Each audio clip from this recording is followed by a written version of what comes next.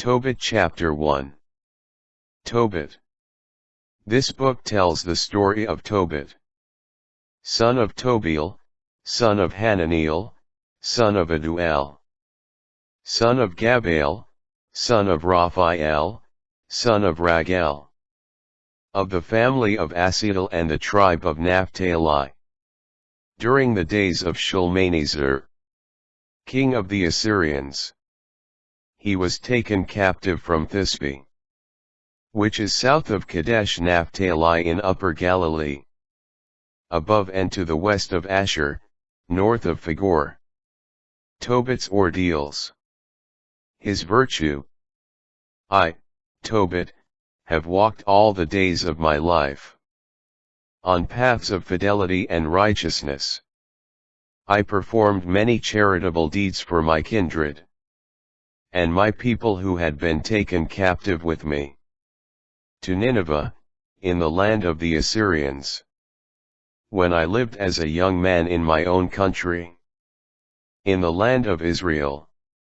The entire tribe of my ancestor Naphtali broke away from the house of David, my ancestor, and from Jerusalem, the city that had been singled out of all Israel's tribes, that all Israel might offer sacrifice there. It was the place where the temple, God's dwelling, had been built and consecrated for all generations to come. All my kindred, as well as the house of Naphtali, my ancestor, used to offer sacrifice on every hilltop in Galilee to the calf that Jeroboam, king of Israel, had made in Dan.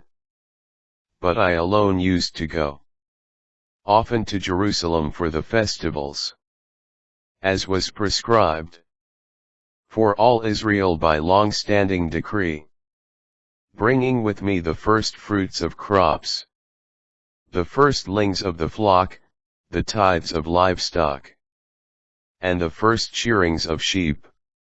I used to hasten to Jerusalem and present them to the priests, Aaron's sons, at the altar. To the Levites ministering in Jerusalem I used to give the tithe of grain, wine, olive oil, pomegranates, figs, and other fruits. 6 years in a row, I used to give a second tithe in money, which each year I would go to pay in Jerusalem.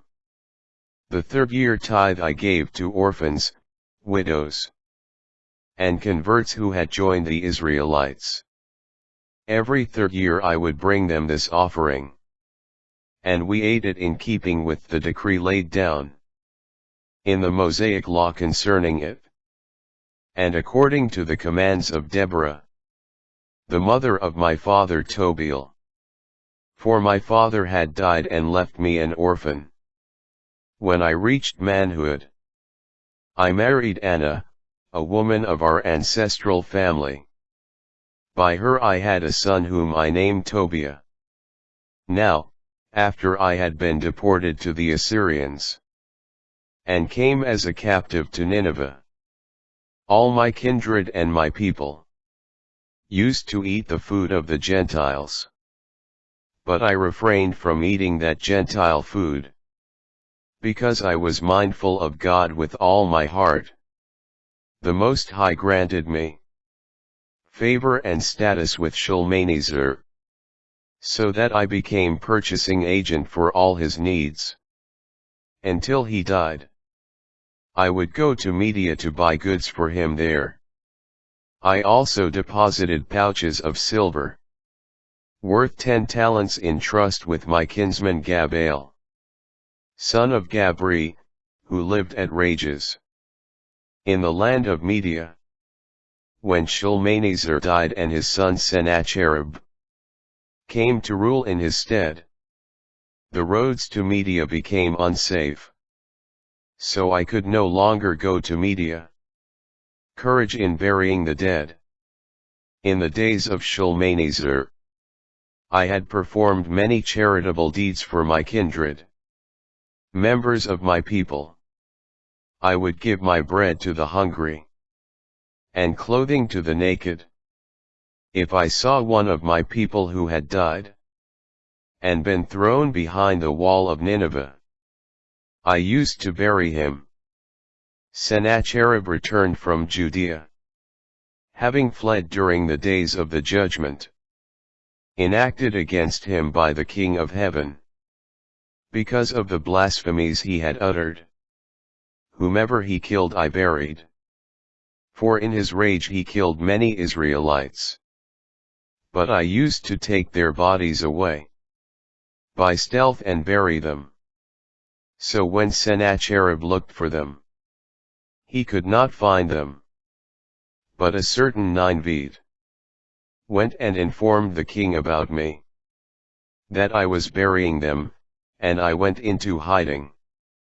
When I realized that the king knew about me, and that I was being hunted to be put to death, I became afraid and took flight. All my property was confiscated. I was left with nothing. All that I had was taken to the king's palace, except for my wife Anna and my son Tobiah. But 40 days did not pass before 2 of the king's sons assassinated him, and fled to the mountains of Ararat. A son of his, Esarhaddon, succeeded him as king. He put Ahikar, my kinsman Anael's son, in charge of all the credit accounts of his kingdom, and he took control over the entire administration.